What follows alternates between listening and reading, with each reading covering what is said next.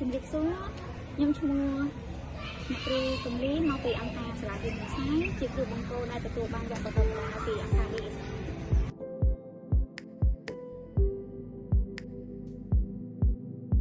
ចំពោះវគ្គបណ្តុះបណ្តាលរបស់អង្គការ DSI ខ្ញុំពិតជាមានអារម្មណ៍សប្បាយចិត្តមែនទែនតើតងទៅនឹងទីកន្លែងបណ្តុះបណ្តាលមានផាសុកភាពនៅក្នុងសម្ភារៈរៀនក៏មានគ្រប់គ្រាន់សម្រាប់សិក្ខាកាមទាំងអស់ហើយក៏ធ្វើឲ្យខ្ញុំមានទំនុកចិត្តនៅក្នុងការចែករំលែកនិងជួយកុមារគាត់មានការប្រកបភាសា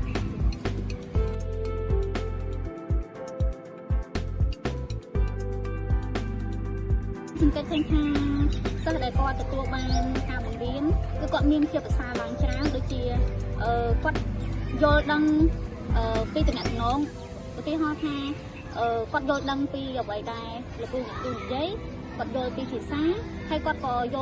ល់ពីខ្លួនឯងនៅក្នុងការឆ្លើយតបមកកាន់លោកគ្រូអ្នកគ្រូវិញដែរដូចជាកុមារខ្លះគាត់និយាយបានពាក្យមួយម៉ាត់ទេប៉ុន្តែឥឡូវហ្នឹងគាត់អាចបង្កើតជាប្រយោគបានគាត់មានតំណែងមួយលោកគ្រូអ្នកគ្រូឬក៏កុមារខ្លះទៀតគាត់អត់មានភាសាប៉ុន្តែពេលដែលគាត់ចង់តំណាងអញ្ចឹងគាត់យល់ប្រាប់លោកគ្រូអ្នកគ្រូដោយការប្រើប្រាស់រូបភាពឬក៏ការចង្អុលពីណា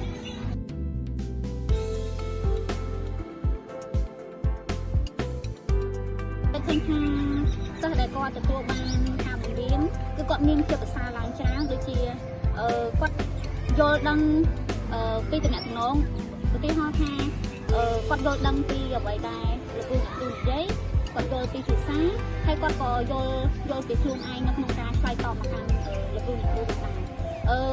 ដូចជាកុមារខ្លះគាត់និយាយបានពាក្យមួយម៉ាត់ទេប៉ុន្តែឥឡូវហ្នឹងគាត់អាចបង្កើតជាប្រយោគបានគាត់មានតំណែងមួយលោកគ្រូអ្នកគ្រូឬក៏កុមារខ្លះទៀតគាត់អត់មានភាសាប៉ុន្តែពេលដែលគាត់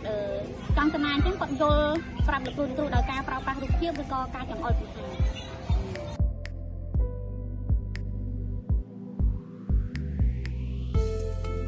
ភាសាគាត់សើទៅលើចង់ណាមកគាត់អត់ចេះប្រើប្អូនមាត់ណាលោកគ្រូគាត់អត់ចេះប្រើប្អូនមាត់គឺយើងប្រើគាត់អាចជួយគាត់ដោយការស្មាសាឬក៏ប្រើស្លាបព្រាឬក៏ជាស្កបក្របដើម្បីឲ្យគាត់ចាក់ទាញចំណាប់អារម្មណ៍គាត់ឲ្យគាត់ចេះប្រើប្អូនមាត់ឬក៏ណាត់នៅក្នុងការបើកចេញបាក់ចូលអញ្ចឹងខ